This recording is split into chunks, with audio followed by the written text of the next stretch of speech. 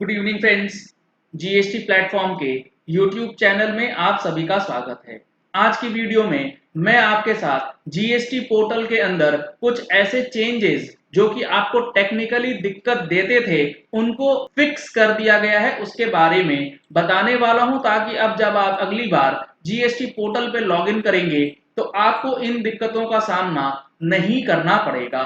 इन सारी चीजों से पहले आपके लिए एक जरूरी इंफॉर्मेशन ये है कि 16 अगस्त 2020 यानी कि नेक्स्ट संडे को जो हमारा जीएसटीआर 9 और 9C का ऑनलाइन ट्रेनिंग सेशन ऑर्गेनाइज किया गया है, अगर आपने अभी तक इसमें रजिस्ट्रेशन नहीं कराया है तो इस नंबर पे कॉल करके आप रजिस्ट्रेशन करा सकते हैं, ताकि आप 9 और 9C के अंदर जो कंफ्यूजन्स हैं उसको दूर कर सकें। सबसे पहले मैं जो आपको बताने वाला हूं वो है पोर्टल कैपेसिटी से रिलेटेड जो चेंज किया गया है वो। इसका क्या मतलब है समझिएगा अच्छी तरीके से। जब आप जीएसटी पोर्टल पे लॉगिन करते हैं, और लॉगिन कब करते हैं आप, जब आपकी लास्ट डेट ऑफ फाइलिंग आती है उस दिन, तो आपको एक मैसेज वहां पे दिखाता है कई बार कि 1.5 लाख यूजर्स जो हैं वो ऑलरेडी फाइल कर रहे हैं और आपको वेट करना होगा। अब इस 1.5 लाख की कैपेसिटी को जीएसटी पोर्टल ने इंक्रीज कर दिया है 3 लाख यूजर्स तक। यानी कि अब आप अगर आप जीएसटी पोर्टल पे लॉगिन करेंगे तो आपको लॉगिन करने में कम समय लगेगा, वेटिंग टाइम आपका कम रहेगा। तो पहला चेंज है GST portal capacity has been increased to 3 lakh users from 1.5 lakh users. अब अगला जो चेंज है वो कॉम्पोजिशन टैक्स पेयर से रिलेटेड है। अब यहाँ पे जो सबसे बड़ा चेंज है वो ये बताया गया है, tax payer will be able to file the form CMP-02। अगर आपने फाइल कर दिया था CMP-02 लेकिन वो रिजेक्ट हो गया था तो अब आप उसे दोबारा फाइल कर सकते हैं if the previous application is rejected by the tax official for same financial year. कहने का मतलब है कि लेट सपोज आपने फाइनेंशियल ईयर 2021 के लिए CMP-02 ऑनलाइन फाइल करा था। CMP-02 क्या होता है? CMP-02 होता है उन लोगों के लिए जो कि रेगुलर से कॉम्पोजिशन में जाते हैं।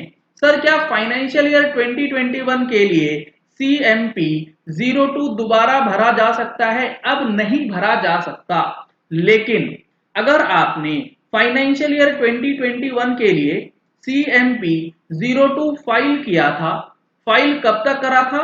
उसकी डेट थी 30 जून 2020 और आपका CMP-02 रिजेक्ट हो गया था, एप्लीकेशन आपका रिजेक्ट हो चुका था डिपार्टमेंट की तरफ से, तो अब आप उसे दोबारा से फाइल कर सकते हैं।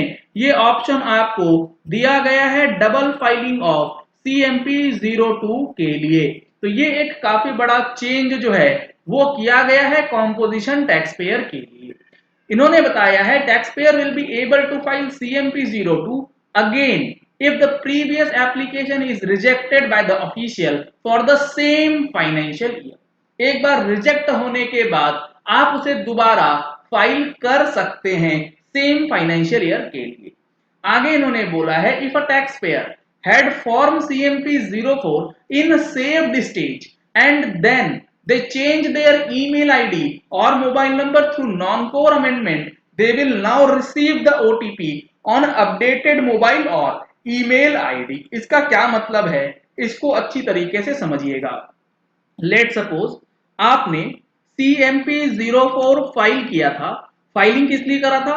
आपको कॉम्पोजिशन स्कीम से बाहर जाना है। जब आप कॉम्पोजिशन स्कीम को छोड़ना चाहते हैं तो आपको CMP-04 भरना है। आपने क्या करा, CMP-04 को सेव कर दिया, वो आपके एप्लीकेशन में चला गया।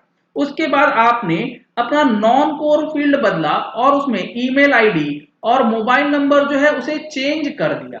अब जब आप एप्लीकेशन फाइल करेंगे तो आपको जो OTP मिलेगा वो मिलेगा new email ID and new mobile number पे, ना कि पुराने वाले ईमेल आईडी एंड पुराने वाले मोबाइल नंबर पे जो पहले हुआ करता था। अगला चेंज इन्होंने करा है, जब आप कॉम्पोजिशन टैक्स पेयर के लिए सर्च करते हैं ऑप्ट इन या ऑप्ट आउट, तो आपका जो ऑप्शन है वो आपको एज पर योर सिलेक्शन, अगर आपने ऑप्ट इन का किया है तो आपको जितने डीलर्स ऑप्ट इन करते हैं उसकी डिटेल्स देगा, अगर आप ऑप्ट आउट करते हैं तो ऑप्ट आउट की डिटेल्स आपको अवेलेबल करवा दिया जाता है। अगला चेंज अब आता है टैक्स पेयर रजिस्ट्रेशन से related.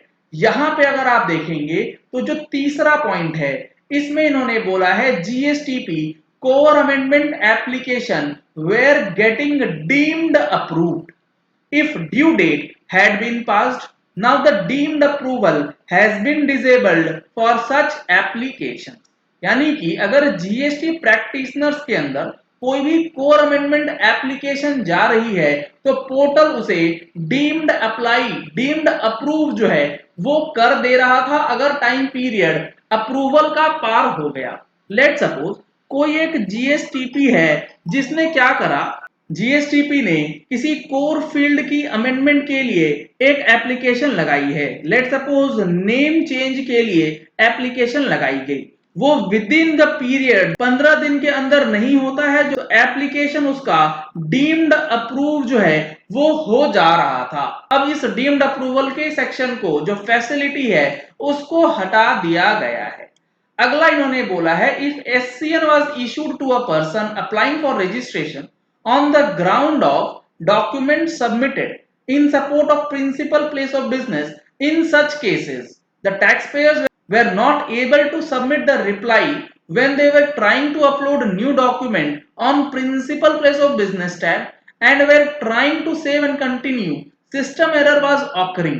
This is fixed, they will now be able to proceed and submit the application।